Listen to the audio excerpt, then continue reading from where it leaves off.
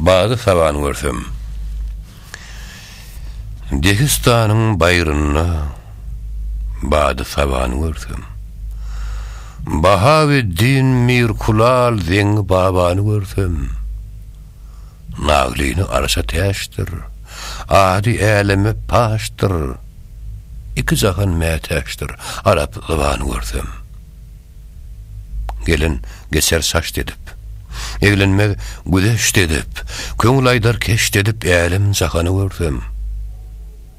Hazır kimin söllerde, alyaf kimin köllerde, kovuz kimin dağlarda yağışı yamanı görsem.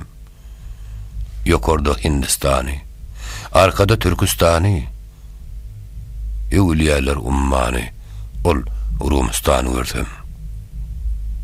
Zahan deli, zahan şeyda, munun hiç yoktur peyda. Yedi dağ, yedi derya deli dünyanı görsem. Mağtım ulu hoş olsa, aksa didem yaş olsa, imanım yollaş olsa, barsam Kâbe'ni görsem.